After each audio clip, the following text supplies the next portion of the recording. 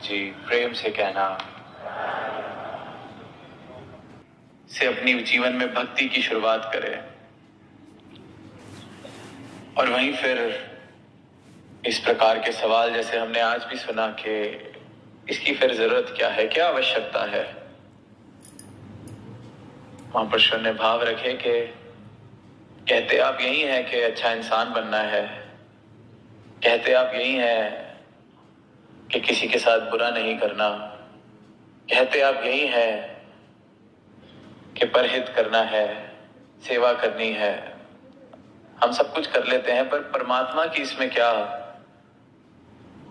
गुंजाइश, कहां से गुंजाइश आ गई, दुनिया का ये सवाल है। और ये सवाल भी बड़ा सही, क्योंकि जब तक किसी ने खुद गुड़ की मिठास को नहीं चखा,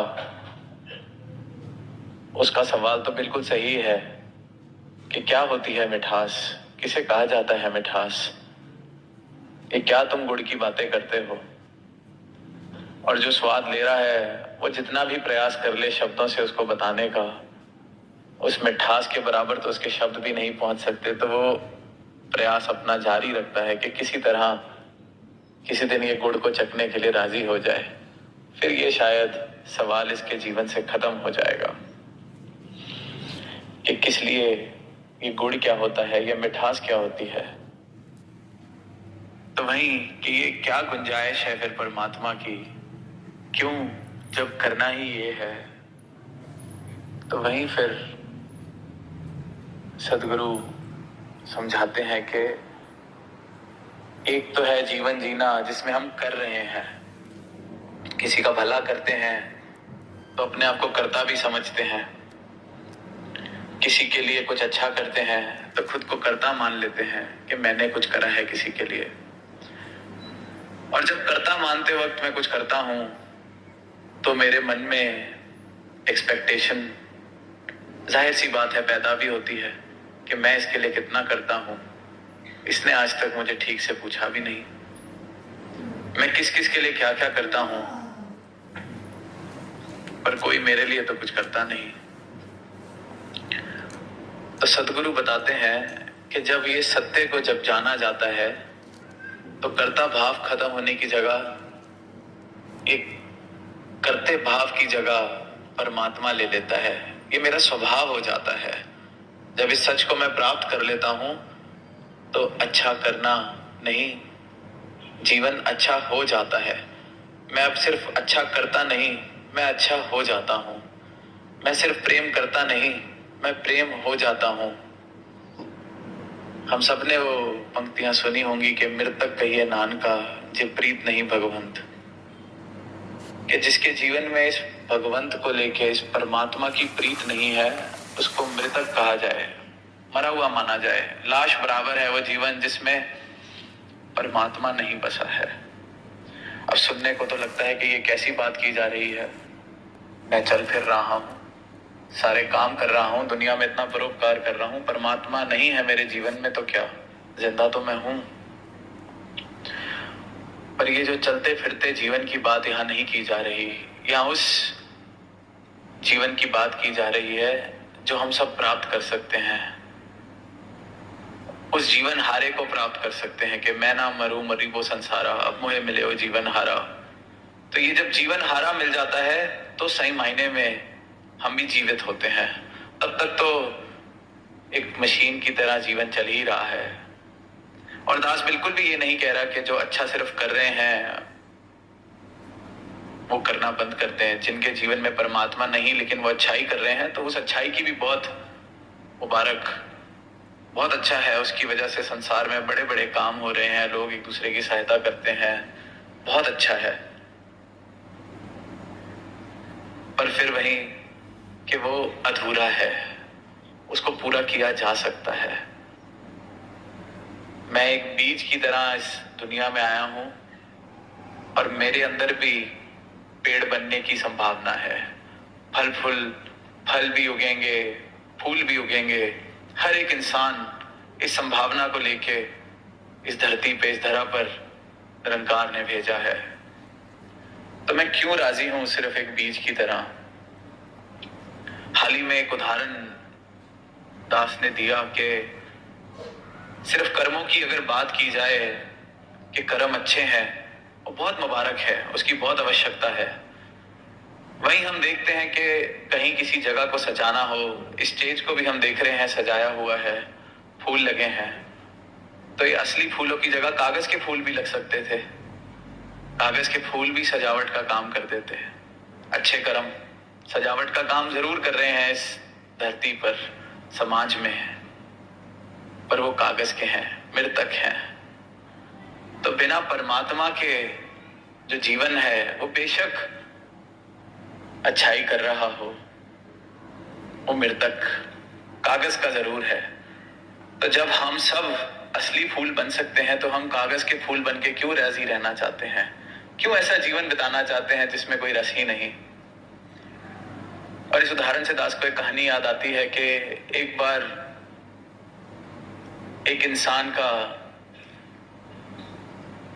मन आया कि बड़ा ही एक प्रसिद्ध गुरु है हमारे गांव में, सब बड़े उसकी तारीफ करते हैं।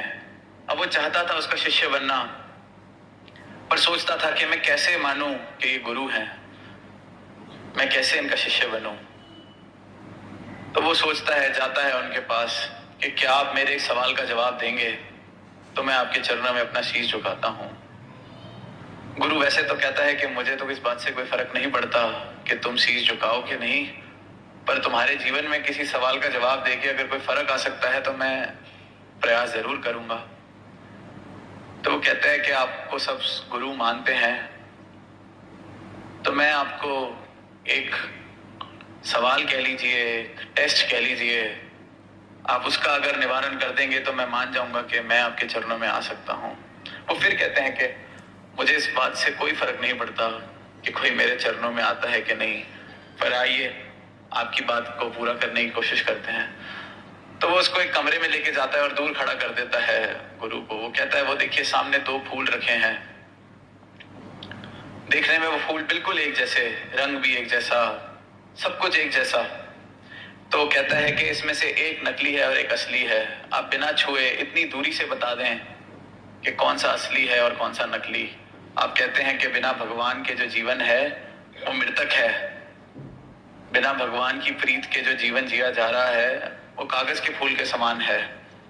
तो आप ही फर्क बता दें कि कागज का कौन सा है और असली कौन सा है। तो गुरु मुस्कुराते हैं, 2 मिनट सहजता से खड़े होते हैं और कहते हैं, ठीक है मैं यहीं खड़ा रहता हूं, पर आप एक काम कर दीजिए, इस कमरे की सारी खिड़कियां खोल दीजिए, मैं यहीं खड़ा रहूंगा और अभी आपको खुद ही पता चल जाएगा कि कौन सा फूल असली है और कौन सा नकली। वो खोलता है और कुछ ही मिनटों में मक्खियां, मधुमक्खियां सब आके असली फूल पर बैठ जाती हैं, क्योंकि रस तो असली फूल में ही है। कागज का फूल जितनी मर्जी सुंदरता बढ़ाने की कोशिश कर ले, पर रहेगा तो कागज का ही।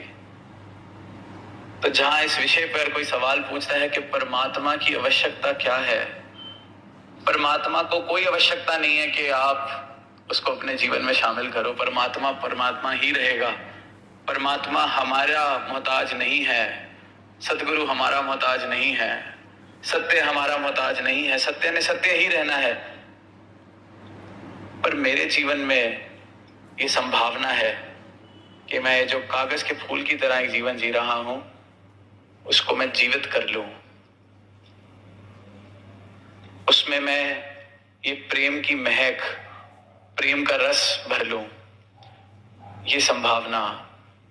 तो जब ये पता हो कि जीवन जिंदा होके जिया जा सकता है तो कौन फिर एक लाश की तरह जीवन जीना चाहेगा? ये तो फिर एक मूर्खता है।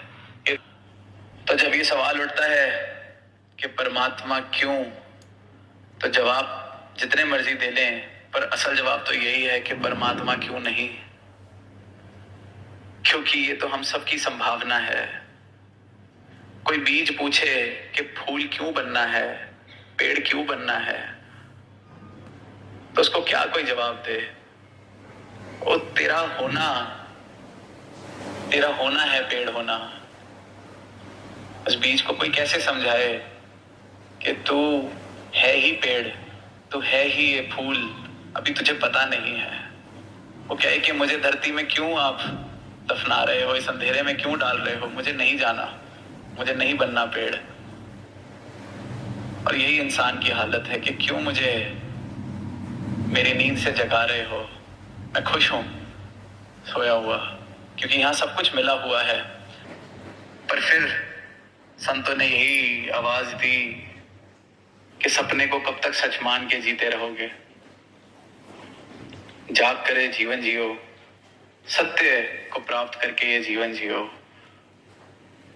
ये कर्ता का भाव छोड़ो, बस हो जाओ, प्रेम ही हो जाओगे।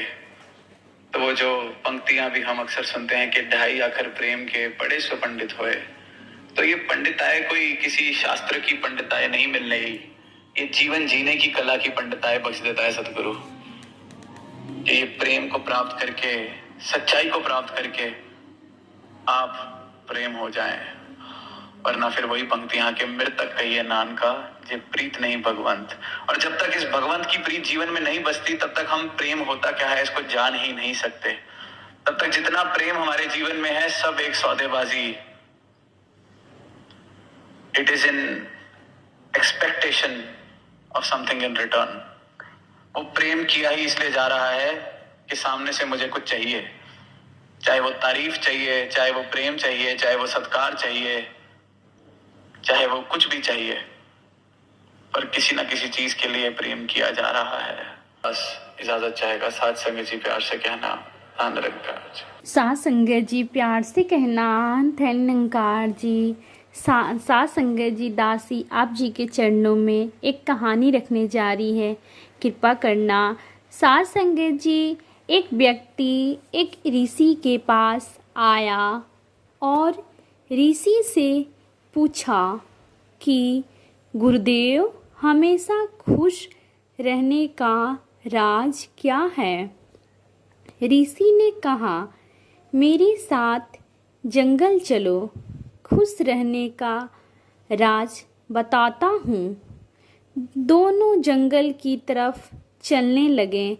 साथ संगत जी, रास्ते में ऋषि ने एक बड़ा पत्थर उठाया और उस व्यक्ति को कहा कि इसे पकड़ो और चलो।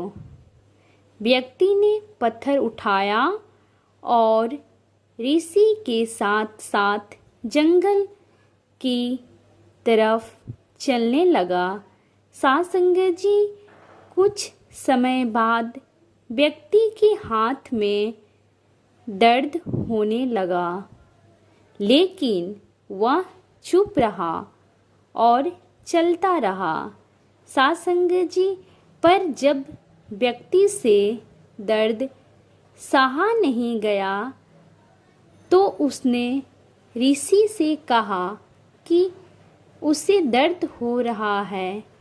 तो ऋषि ने कहा, पत्थर को नीचे रख दो। साथ संगत जी, पत्थर को नीचे रखने पर उस व्यक्ति को बड़ी राहत महसूस हुई। साथ संगत जी, ऋषि ने कहा, यही है खुश रहने का राज। जिस तरह पत्थर को हाथ में रखने पर दर्द होता है, वैसे ही दुखों का बोझ अपने साथ उठाने से दर्द होता है। साथ संगत जी, इसलिए जिंदगी के बीते हुए दुखों को भूल जाओ और संत महात्माओं से नाम लेकर भजन सिमरन करो, ताकि जिंदगी सतगुरु भक्ति से आनंदमयी बनी रहे। साथ संगत जी प्यार से कहना धन निरंकार जी।